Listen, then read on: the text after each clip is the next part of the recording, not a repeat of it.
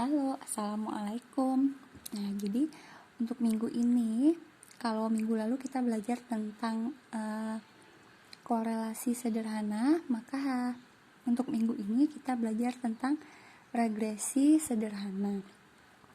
Perbedaannya adalah kalau korelasi itu kita menghitung hubungan. Kalau regresi ini menghitung pengaruh. Nah, coba kita lihat contoh soal di sini nih. Contoh soalnya adalah pengaruh pengalaman kerja terhadap penjualan HP di Bandung. Ada kata-kata pengaruh, maka kita gunakan analisis regresi. Nah, untuk perhitungan apapun ini, entah itu korelasi, entah itu regresi, kita pasti ketemu variabel X dan variabel Y. Di sini Ibu jelaskan bahwa variabel X ini adalah variabel bebas. Variabel bebas itu maksudnya adalah variabel yang mempengaruhi. Kalau variabel Y ini adalah variabel terikat atau variabel yang dipengaruhi oleh variabel X. Nah, kita lihat judulnya ini, contohnya nih. Pengaruh pengalaman kerja terhadap penjualan. Berarti dapat kita lihat bahwa X-nya adalah pengalaman kerja dan Y-nya adalah penjualan. Maka penjualan ini dipengaruhi oleh pengalaman kerja. Jadi pengalaman kerja mempengaruhi penjualan HP. Nah,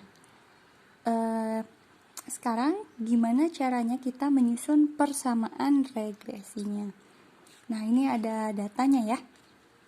Nah, ini ada datanya. Ini X tadi pengalaman kerjanya dalam tahun.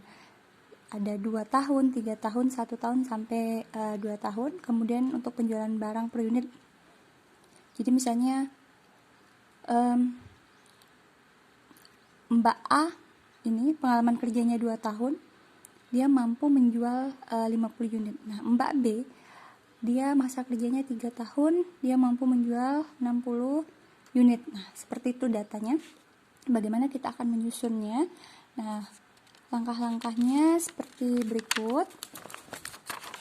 Itu ya. Nah, yang pertama kita harus membuat tabel dulu.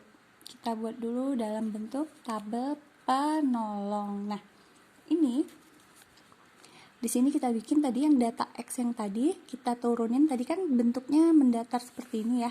Nah, sekarang kita turunin.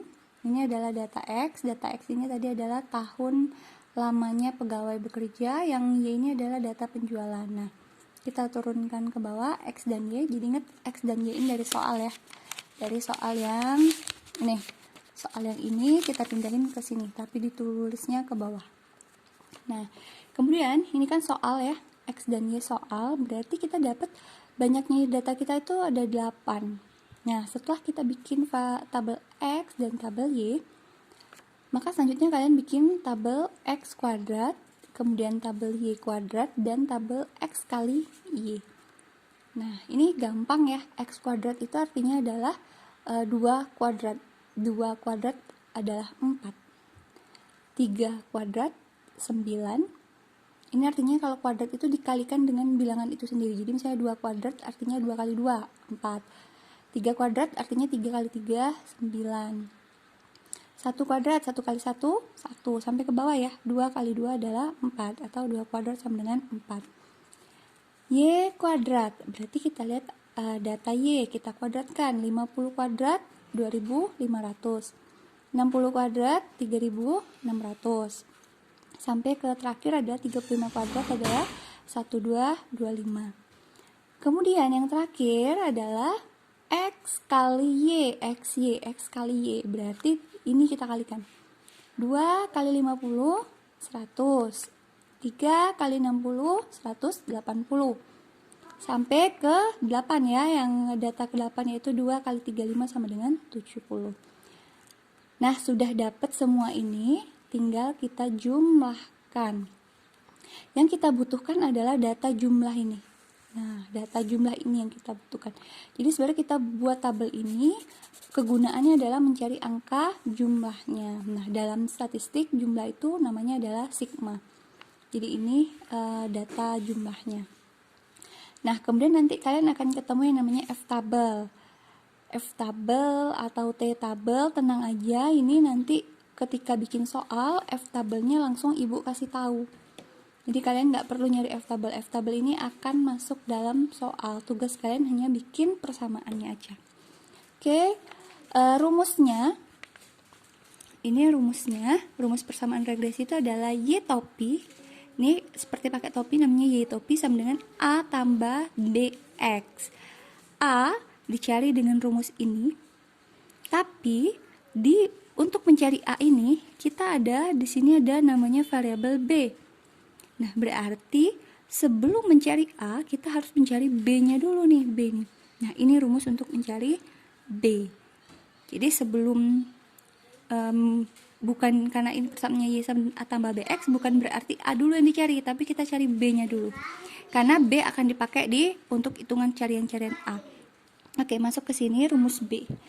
Nah, ini gampang sekali karena udah kita cari ya. N adalah banyaknya data. Banyaknya data kita ada berapa? Ada 1. Nih. Nih banyaknya data ada berapa? Ada 8. Masukin angka 8. Kemudian sigma XY. Lihat nih tulisannya, sigma XY 930. Kemudian sigma X ini. Oke, kemudian sigma Y ini. Nah, kemudian ini dikalikan, nanti dikurangin hasil perkalian ini. Nah, dibagi N lagi, N banyaknya data adalah 8. Kemudian dikalikan sigma X kuadrat, ini sigma X kuadrat 48. Dikurang, ingat di sini berbeda. Kalau ini sigma X kuadrat, kalau ini adalah sigma X yang dikuadratkan. Sekilas mirip, tapi dia berbeda. Sigma X kuadrat itu adalah ini. Sigma X dikuadratkan adalah sigma X yang ini baru dikuadratkan. Nah, nanti ini dikali, kemudian dikurangin sama hasil ini. Kita dapat di sini bahwa hasilnya adalah 690 dibagi 60 adalah 11,5. Ini adalah nilai apa? Nilai B. Oke. Kemudian kita langsung masuk nih untuk menghitung rumus A. A sama dengan sigma Y dikurang B kali sigma X per N. Sigma Y, dari sini tadi datanya sigma Y nih, 375. Dikurang B, B adalah yang kita cari di atas ini, B adalah 11,5. Dikalikan sigma X adalah 18. Jadi ini dulu dikali ya, 11,5 kali 18, udah dapat hasilnya, baru 375 dikurang hasil perkalian ini, dapat 168 dibagi N. N adalah banyaknya data kita adalah 8. 168 dibagi 8 sama dengan 21. Maka persamaannya adalah Y sama dengan A tambah BX. A-nya adalah 21, B-nya adalah 11,5. Maka persamaan kita adalah Y sama dengan 21 tambah 11,5 X. Nah, kemudian setelah di sini, maka langkah kita berikutnya adalah menguji signifikansi. Nah, di sini ada cara mencari cara-cara untuk menguji signifikansi. Nih, cara pertama ini udah diurutin ya. Cara pertama adalah kita cari yang ini, jumlah kuadrat regresi. Rumusnya adalah ini, sigma Y kuadrat dibagi N. Sigma Y dikuadratkan dibagi N. Tadi kita udah punya data di sini ya. Nah, di sini lihat sigma Y dikuadratkan dibagi N. Nah, maka di sini dapat hasilnya adalah ini. Kemudian lanjut ke cara yang kedua. Mencari jumlah kuadrat regresi. Rumusnya ini. B tadi udah kita cari, dapat hasilnya 11,5. Sigma XY tadi udah dapat juga di sebelah ya, di tabel. Sigma X, sigma Y dibagi N. Ini udah semua, tinggal kita masukin. Jadi kita kerjakan dulu yang dalam kurung, berarti kita cari dulu ini. Ini dikali ini, kemudian dibagi ini. Nah, udah dapat hasil ini dikali ini dibagi ini, baru kemudian 930 dikurangin sama hasil ini. Kemudian dikali kali dengan 11,5. Jadi pengalian 11,5-nya terakhir, maka dapat 991,875. Nah, kemudian yang kedua, langkah ketiga, mencari jumlah kuadrat residu dengan rumus ini. Sigma Y kuadrat dikurang ini dikurang ini. Nah, sigma Y kuadrat udah dapat tadi di tabel pembantu, hasilnya 18,825. Kemudian dikurang ini adalah ini. Kemudian ini adalah ini. Kita dapat angkanya adalah 255. Kemudian langkah berikutnya. Rata-rata jumlah kuadrat regresi itu sama dengan jumlah kuadrat regresi. Sama dengan ini. Berarti udah nggak perlu dicari, tinggal dicatat aja. Kemudian langkah berikutnya yang kelima. Nah, kelima rupanya sama. Jumlah kuadrat regresi yang BA sama dengan jumlah kuadrat regresi BA. Ini yang udah kita cari di halaman depan, yang angka ini.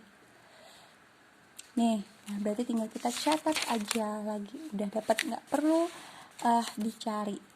Nah, kemudian langkah ke-6, mencari rata-rata jumlah kuadrat residu dengan rumus JK res dibagi N kurang 2. Nah, sekarang kita cari nih. Ada ketemu angka 255. Di manakah angka 255? Nah, angka 255 itu kita dapat di langkah ketiga. Ada angka 255. Kita tinggal pindahkan ke sini. Nih. Oke. Ketemu angka 255, kita bagi N banyaknya data 8 kurang 2, hasilnya adalah 42,5. Kemudian baru langkah ke-7. Ini adalah kita membandingkan yang kita hitung dengan yang nilai tabel. Tadi nilai F tabel ini udah diketahui dari soal, yaitu ini F tabelnya 5,99. Berarti kita menghitung F hitung. Rumusnya F hitung ini adalah yang langkah kelima dibagi sama langkah ke-6. Nih, hasilnya 23,34. F hitung 23,34. F tabel dapat dari soal, tadi nilainya adalah 5,99. Kita bandingkan mana yang lebih besar, apakah F hitung atau F tabel. Yang lebih besar ternyata adalah F hitung, karena F hitungnya adalah 23,34, F tabelnya adalah 5,99. Nah, dia memang yang lebih hasilnya akan bagus, atau terdapat pengaruh kalau misalnya hasil yang kita hitung lebih besar daripada hasil tabel. Nah, karena di contoh kasus soal ini ternyata F hitung lebih besar dari F tabel, maka dapat kita simpulkan bahwa terdapat pengaruh antara pengalaman kerja terhadap penjualan HP di Bandung. Nah, oke, baik, ini videonya boleh ditonton, nanti ibu foto-fotoin juga yang di sini biar gampang. Nah, ibu rasa cukup sekian untuk regresi sederhana.